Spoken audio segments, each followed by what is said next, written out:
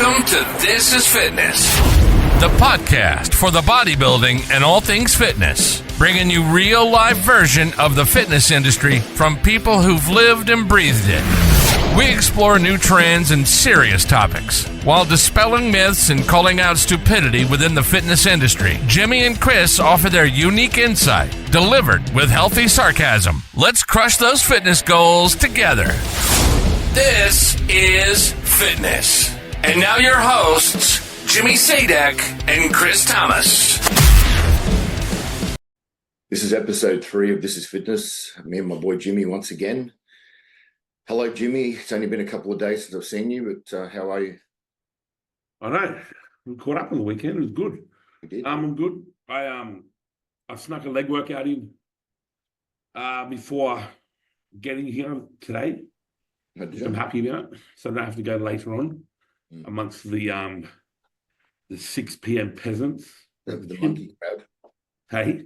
The monkey crowd. The fucking monkey crowd. No, I'm all right. Like, I thought I'd be struggling from the weekend. The weekend's always a big weekend. However, I've pulled up okay. So I've got a bit of a pep in my step, actually, which I'm quite happy about. So how are you going? How was the flight home? And how was your traditional Monday morning breakfast after the show, et cetera, et cetera? Well, you know what? I actually... on Monday, I decided late morning that I was going to stay another day, right? So I went downstairs and asked reception about it first, and they said, yeah, no worries, room's available. So then I went, all right, give me a moment, I'll go and check the flights. So I got on the line with Virgin because I couldn't change them online. So I just had to ring someone, which you know what that means, waiting, right? Yep. Anyhow, they said, oh, that's no problem, sir, but there'll be a fare difference. I'm going, that's no problem. Let me know what it is. And then the lady comes back to me. She goes, oh, that will be $595, sir. And I said, I think you don't understand. I already have a ticket. I don't need a new one. I just want the difference. She goes, no, that's the fare difference. I said, so the fare difference is greater than what my 2 tickets return flight cost in total.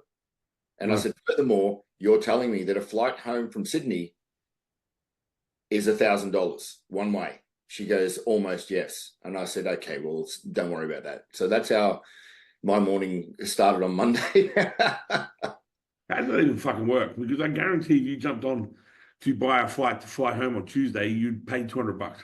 100%, you know? And then on top of that, you know, for the price of that, they give you a complimentary, you know, in that little tiny glass about this big. I know you'd appreciate that, right?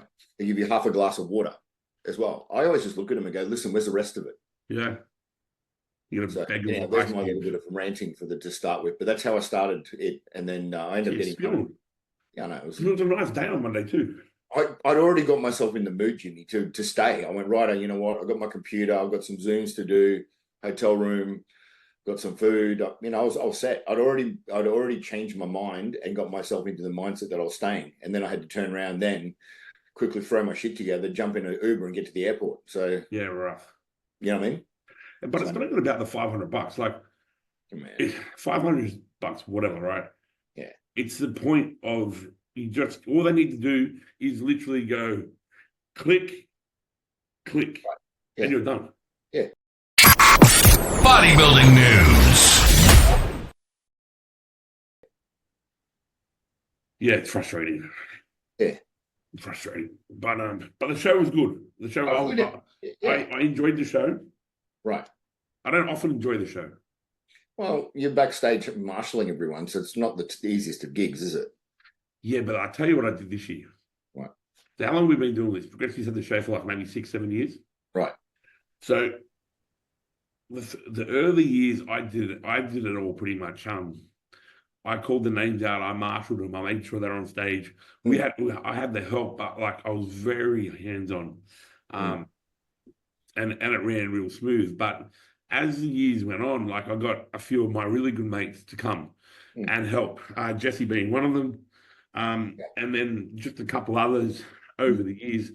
But Jesse's been with us the whole time. So this year, what I did, I just brought my crew. Yeah. Which allowed me to kind of step back, just stay at the front of the stage, making sure they're getting on and off right. Jesse did all the back room marshalling.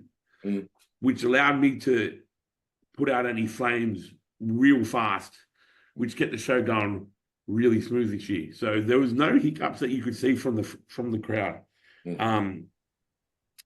except for one, but that was not anything to do with us. It was the super heavyweight masters competitor who weighed in 3 kilos over his classic weight, who somehow got on the classic list. Oh, really? We had to move him, but that was a judging fuck up. Yeah, right. I will not accept responsibility for that. But like Mark and Tony put on a cracker show, and they were rewarded with probably the best prejudging anyone's ever seen live, or the most entertaining, rather, with the super heavyweights with Mike Pearson versus Chris Abella. What do you think about that?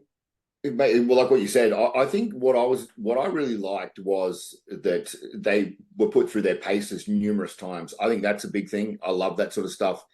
Don't get me wrong. I know that we're, trying to be efficient time-wise and get through it and that sort of stuff. But I think that sometimes these things are required, And to be honest, mate, I had a bit of a heads up on Chris Abella because Tim stayed with me the night before.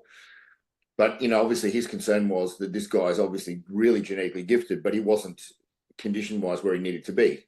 So I saw the photos and I thought, wow, this is something. So I suppose, not being remiss, but kind of like when Pearson came out, he's in shape. You kind of just kept looking at Pearson and then watching these two, and then you started to realize that the more and more that these two got compared to, the tide was shifting. And I'm not saying it hadn't shifted from the start, but then all of a sudden it dawned on you that, hang on a second, I don't know that this is going to go the way everyone thought it was going to go. And it didn't, you know what I mean? But you can't argue with the result. And, there's always going to be an argument either way, regardless. But yeah, amazing structure and shape, dear oh dear. Well, look, Chris is 25, and man, like that guy in the off season gets fat as fuck. Yeah, and I told him last year backstage to not get as fat this off season as he did last off season, which he didn't, to his credit. But he's still young too, so like that muscle. Like, think about the muscle you had when you're 25. It's not like it is when it's 35. Plus, he's still coming from a point in the off season which is way too heavy. However, is that how he's gotten his size so early? So, like, I'm not one to critique what he's doing. And like I've said this to his face, and he knows I'm a big fan. But like, dude, I don't give a fuck. He can be not as conditioned as Pearson again next week and whoop him, because that's like shape and structure. Like that front double bicep is one of the best I've ever seen. The thing about it is that this is what the remarkable point is. It's a classic physique shape, but the super heavyweight weight. And that's what's unique about it, is that the front pose, vacuum, the way it sits, it's a classic physique, right? To look at. But obviously the guy would never make weight. Not that he should either. He's a bodybuilder. But it's a really interesting contrast, because I don't know what his weight was in the end. He was 108. Yeah, well, I mean... Versus Pearson 123. And once again, how can you not applaud that? I mean, that's remarkable. I mean, over 120 Ks in shape, and he's a huge human being. I'm going to say this, though. I think he had too many carbs loading up. Oh, really? Well, they put a picture on the story or something. The first 2 meals in on a Thursday, he was up to almost 500 grams. Oh, really? So, we know how we feel about that. Yeah. Oh, well. But look, this is the thing. Like, you live and learn. They've tried it this week. They've got 6 days to rectify. So, like, I'm contemplating going to Melbourne just to see this. Like, it's going to be interesting down there, and I don't know who can hang with those two from anywhere. It's one of those things that, like, I think when we're watching it, right, because Because I mean, the other thing too is like, I mean, obviously this guy was that good. There's some really good competitors in there. I mean, Bobby Randall is ridiculous as always. Just rocks up, just looking silly all the time, and that was the best Ariel I've ever seen, without any, without any doubt. I had the privilege of having a look backstage, and I felt like I didn't know which way it would go to start with, but then I felt like once Chris had won, and then obviously it showed that the structure was so strong that he beat Mike without the conditioning being exactly where it needed to be. From that point it was a no-brainer that he was going to win the whole thing, because if you're going to reward, and not that saying it shouldn't be rewarded, I mean this, you're going to reward structure that's that good, even though the condition was off. Like, I mean, if me and you came in, in condition that was a little bit off like that, you know what I mean, not quite where it should be, we get hammered. Have the genetics that guy's got, too. So, yeah. Yeah, no, look, and I think that battle won him the overall. Yeah. It went straight to the overall from there, and that momentum carried him through. I'm not saying he wouldn't have won anyway. Like put another foot on Bobby. Bobby wins the overall in that lineup. Ariel, he could have easily won the lineup too, super balanced 10 to toe. Yeah. But if you're going on the premise of how he beat Mike Pearson in the super heavyweights, he has to win the overall. Agreed. And that's the point you just said. That's the point. Once he won that was it, So yeah, no, I agree. Other notable mentions, we mentioned Bobby winning the under 80s. Yep. Ariel, that was another close battle in the under 90s. Yep. Him versus under 100s. Yeah. Him versus Danny Schneider. That was a flip of the coin too. And then so under 100s, big battle. Super heavyweights, real good battle. Bobby a standout in the under 80s. It was a good show. Yeah, it was a good show. So I'm not going to touch much of the girls. We didn't really watch them. I didn't watch much from backstage. You didn't watch much from the front stage. You left.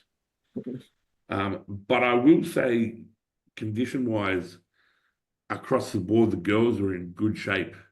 Right. Where there's usually a couple of standouts. Yep.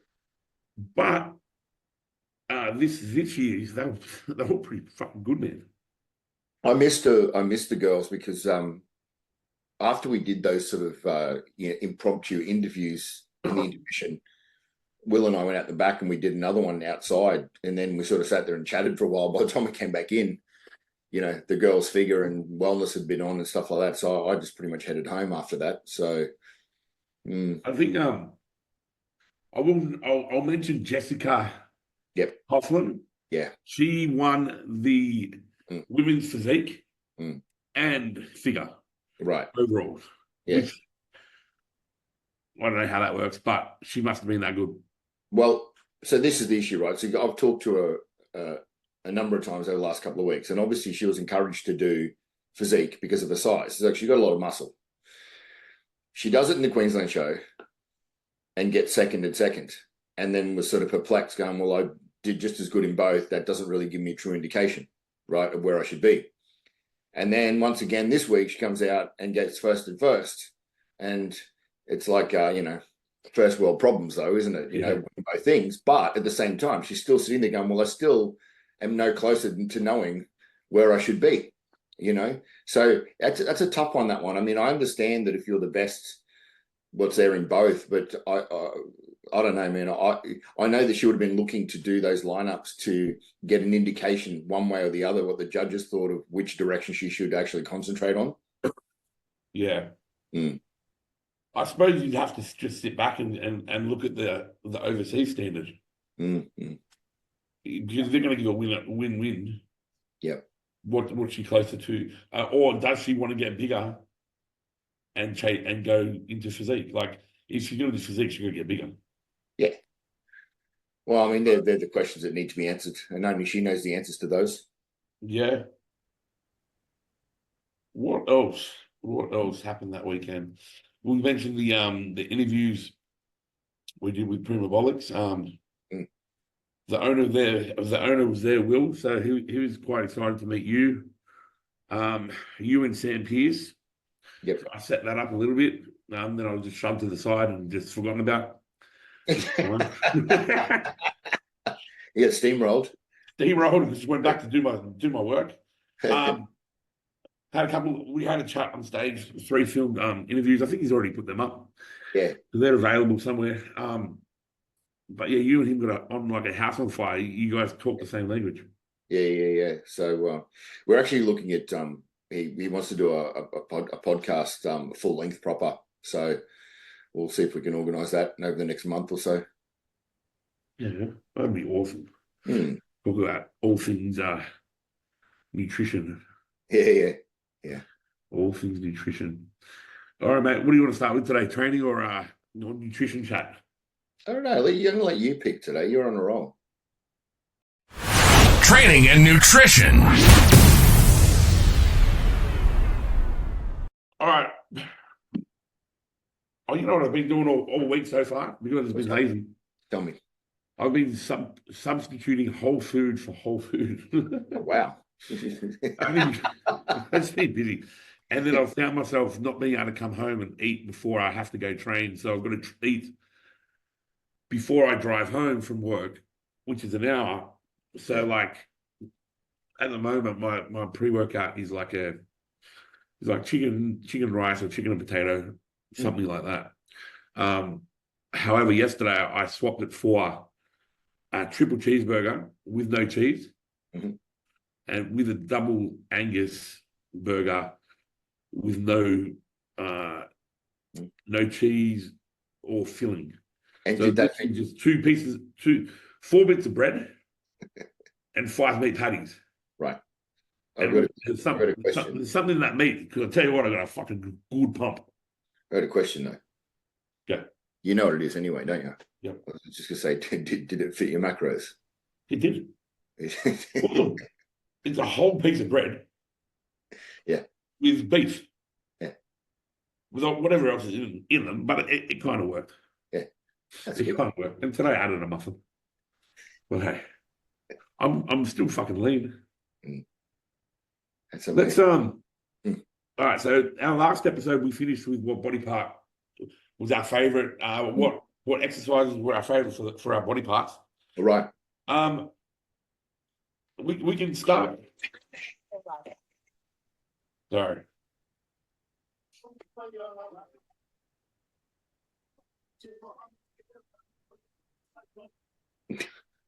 We can start with, my apologies. We can start with our favorite set intensifiers. If you want to talk about training, we've touched on like using logbooks, keeping a record, progressive overload, that kind of thing. But there's more than one way to skin a cat. Something I really enjoy doing is throwing just intensifiers. I don't track, right? So if I'm feeling good, or if I'm not feeling good, I'll throw in drop sets, cluster sets, whatever. Just basically, I do it based on how I feel, to get a bit more of a pump, get some more blood in there, push the muscle past failure. If you were to choose 3, Chris, what do you reckon? What would be your 3 top like set intensifiers? Okay, so are you asking me as in the type of intensifier, like as in a pre-exhaust, a drop set, that type of thing, or you're asking me the movement? No, the type of intensifier, regardless of movement. I probably stick between 2 things. Not probably, I do. So I would do a pre-exhaust. So obviously like a smaller movement. Like I don't know if we're doing shoulders or something, maybe a lateral raise or something, then into a pressing movement. I find that helps me a lot for a number of reasons. As I've gotten older, it kind of like warms the area up a bit for me so I can actually press. And then just some drop or strip sets, I think, afterwards, not in conjunction at the same time in that thing. If I was to do them, that's the way I would do it. Yeah.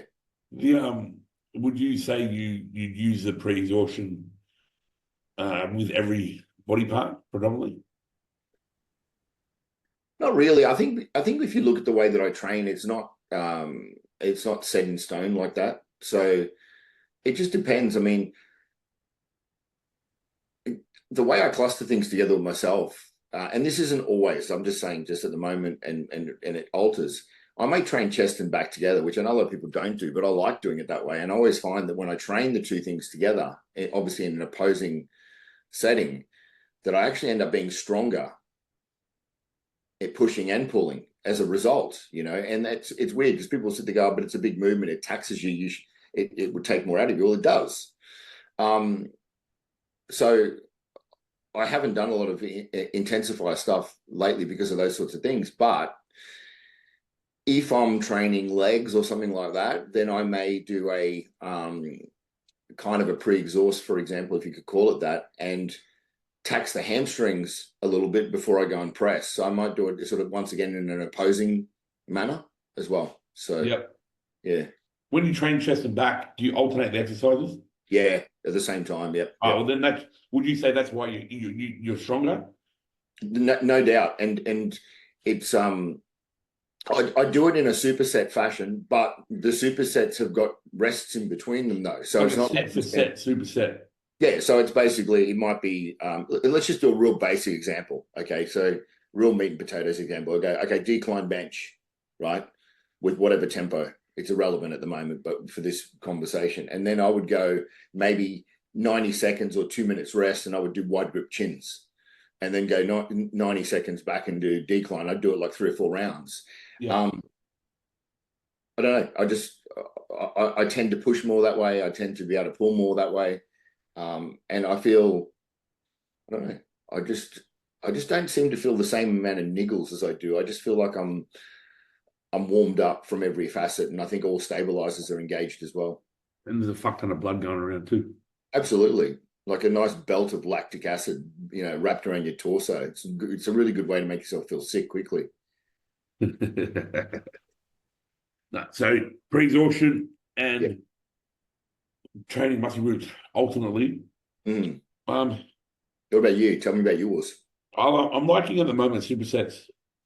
Only because I'm trying to limit how much weight I move. So the faster I move, the less weight I will move. And I pre-exhaust everything too. So I'll do a pre-exhaustion movement before I train whatever muscle group I'm training. Is chest, it's back deck. If it's back, it's like a straight arm pull down. If it's triceps, it's like a single arm cable, something like that. Leg extensions, a single hammy curl and a single leg extension. And then I'll just chuck in random ones as I feel necessary too. So like I'll definitely have a drop set in there somewhere. I'll definitely have a cluster set in there, usually towards the end. Just doing as many as I can, give myself 15 seconds rest, doing as many as I can until I can't do a few. Right. And then the superset. So I chuck in those 3 plus a heavy, try and do a heavy kind of movement, and that's my pretty much workout in a nutshell that lately. So with your heavy movement in question, right?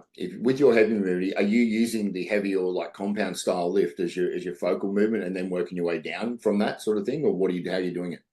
No, I'll generally put the heavy movement either the second or third movement. So right. I might do a pre-exhaustion, then I'll put the heavy movement in, or I might do a pre-exhaustion, then a superset, then the heavy movement. I won't start with the heavy movement. Only because I just don't want to, push maximum weight. I'd rather be taxed and then go. So I'm not at this point. I'm not really trying to put on more size either. So trying to make it look better. Well, we're always trying to make it look better. Okay. Since I chose the training.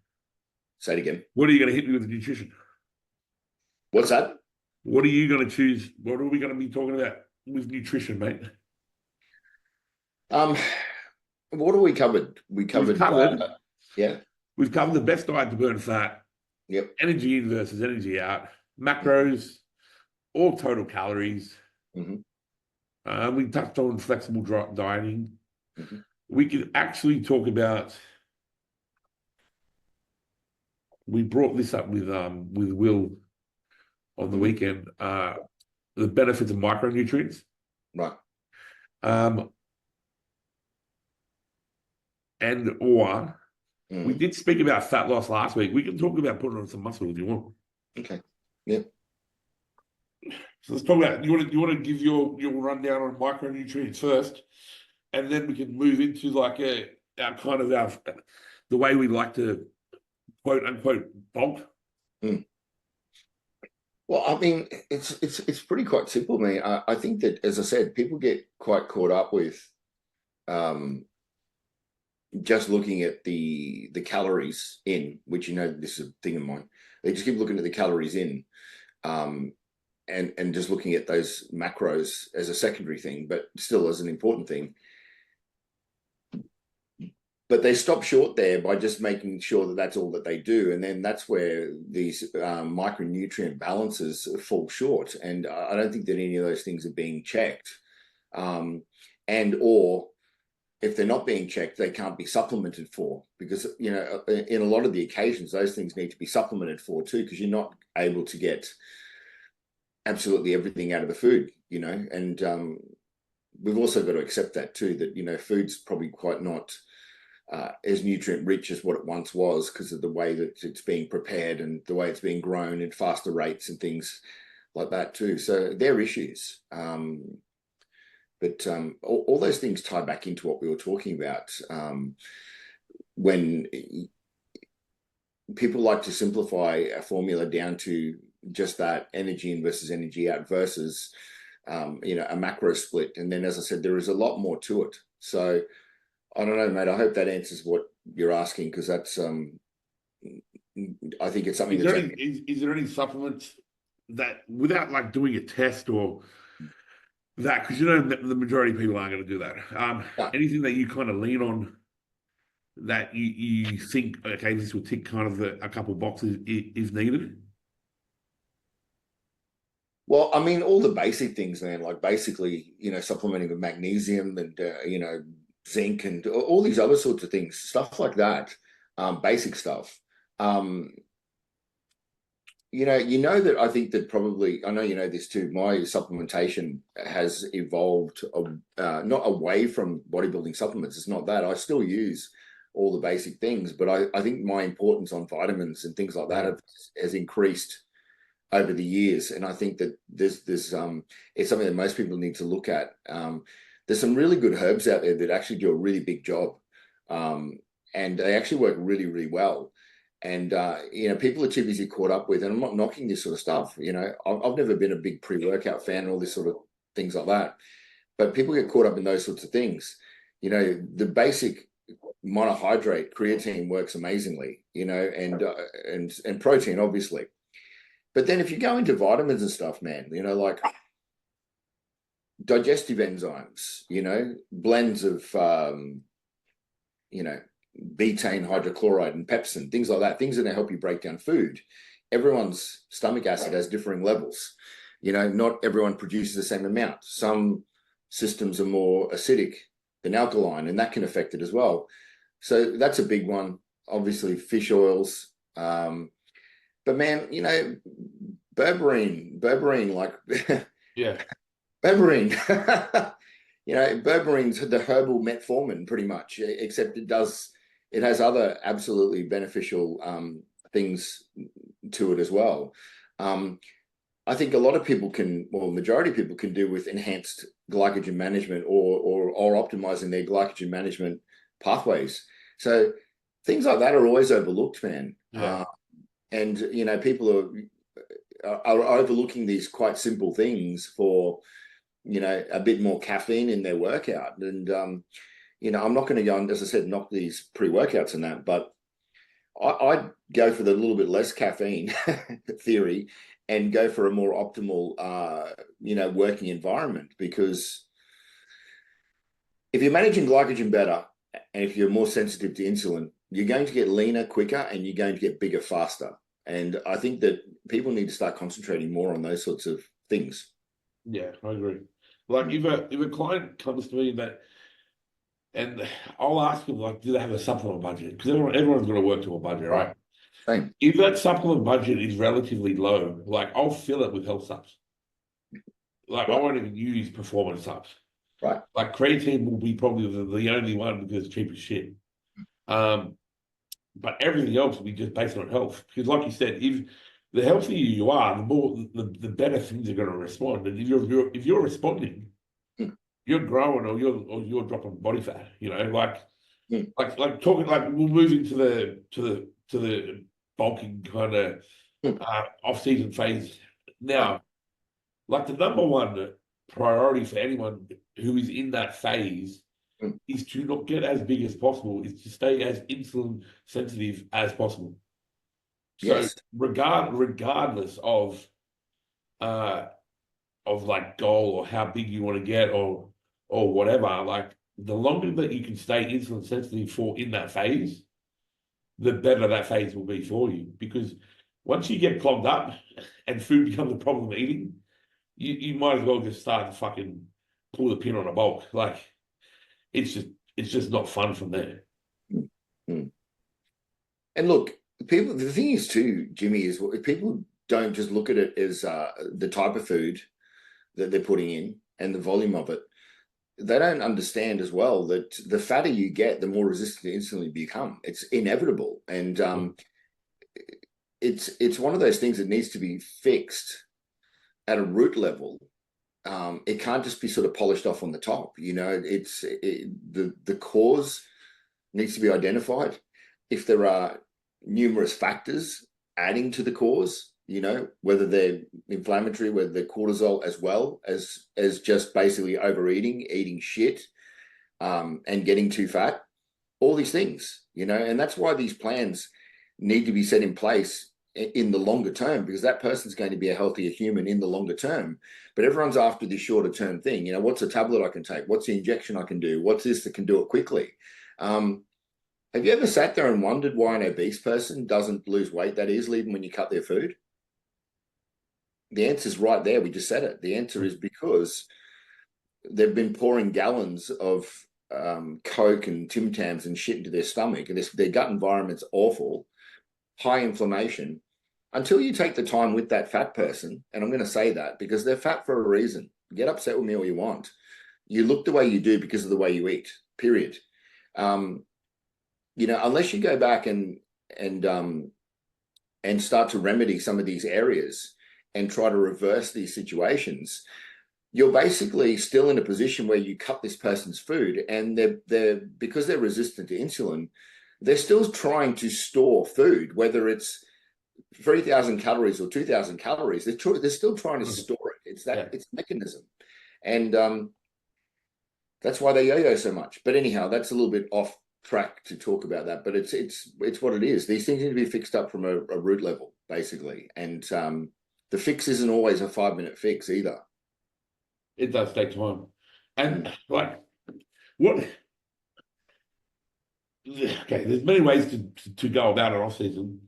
One that I really liked, and I don't compete no more, so basically I'm in a permanent off season. The best system I've found to put like proper muscle on consistently without getting too fat is genuine carb cycling. To a point where if I just ate a surplus of calories and carbs and all that day to day, there's going to be a point where like my cup's full and food's just not fun.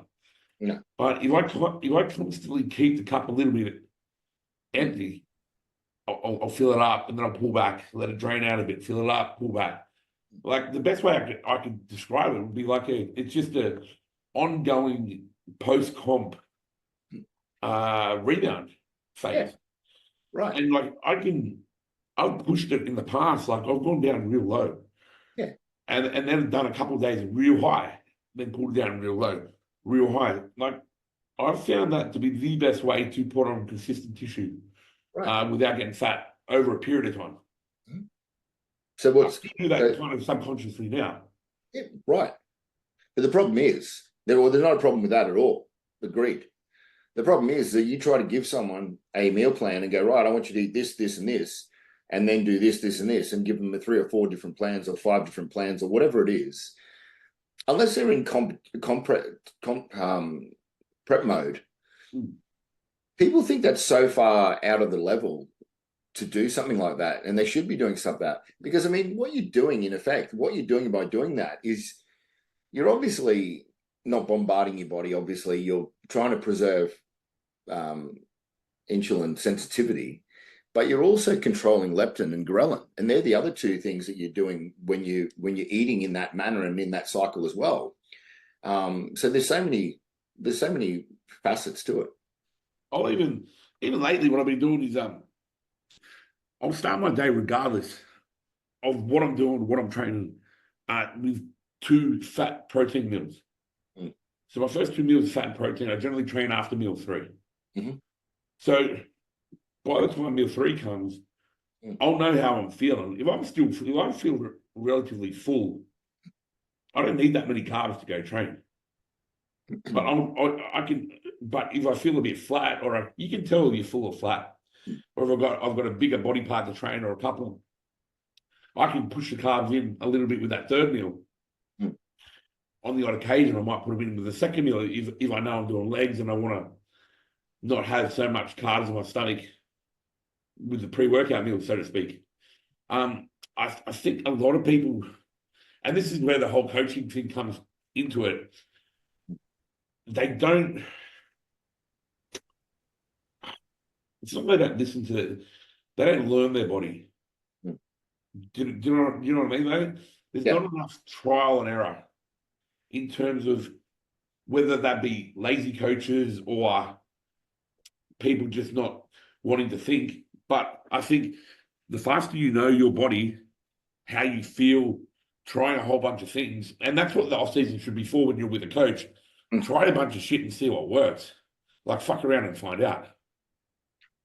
Yeah, but that's the other side of it too, is that everyone's after the quick fix or the super coach, right? That's just going to come along and miraculously turn this person into anything.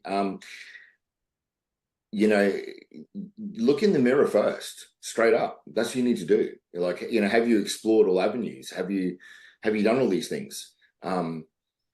Because man, we've tried some shit over the years, hey? We have. And there's stuff that we liked. There's stuff we liked at the time. There's stuff that we don't think the same way about now. And that's a part of it, evolving in it as well, isn't it? Like, and that's why now it cracks me up when you see these things just recurring. People trying to reinvent the wheel and things like that. And you're just like, dude, we did that 10 years ago. Like, you just, so.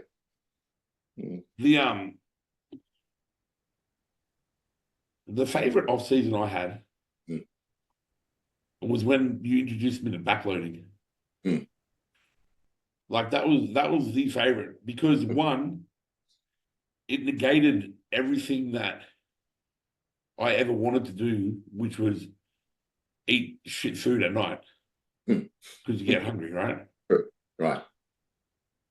And 2, it allowed you to like have something to look forward to throughout the day. So if you then felt like something that you shouldn't be eating during the day, you're like, no, I'm getting a big size meal here at night. I'm going to be good.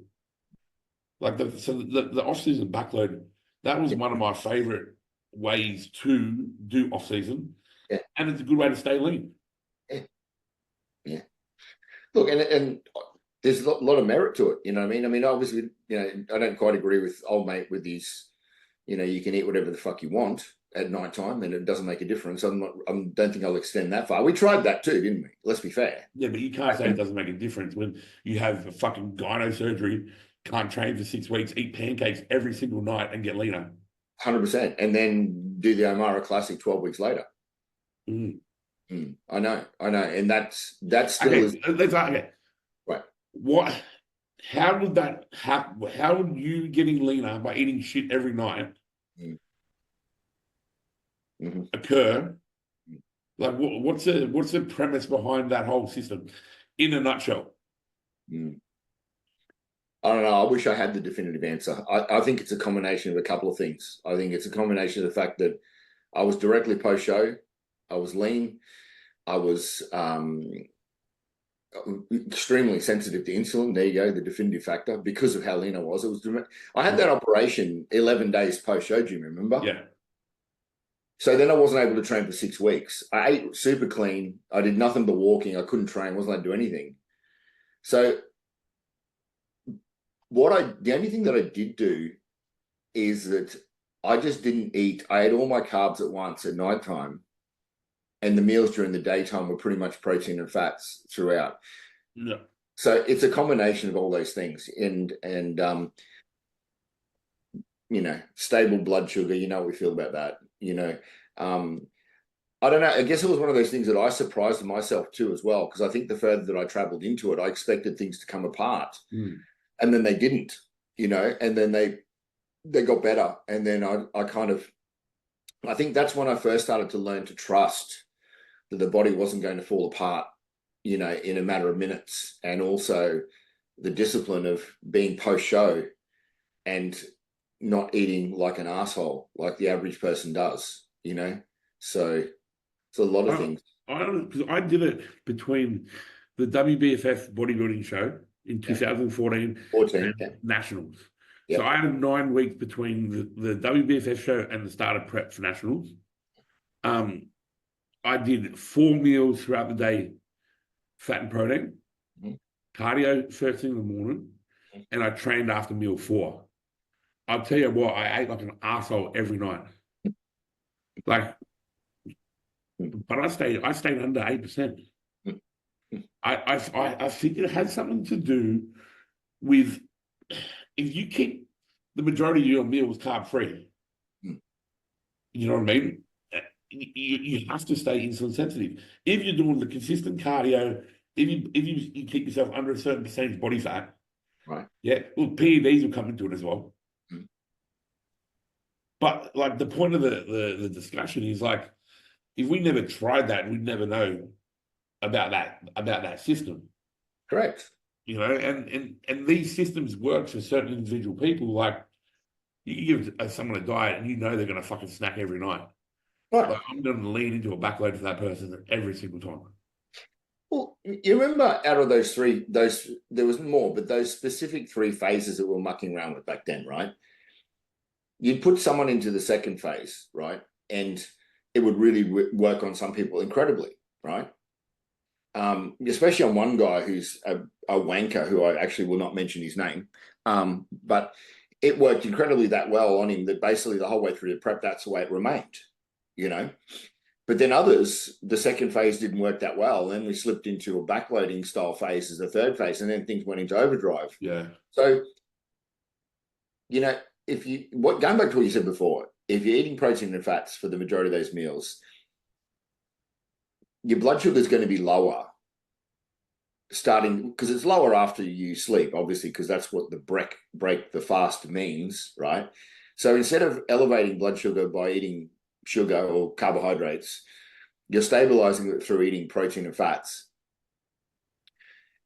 getting greater clarity, cognitive function, concentration, all the above. But the body then is more predisposed, or can be more predisposed, it definitely is in my case, of using fats as a fuel source. So then you got the best of both worlds, haven't you?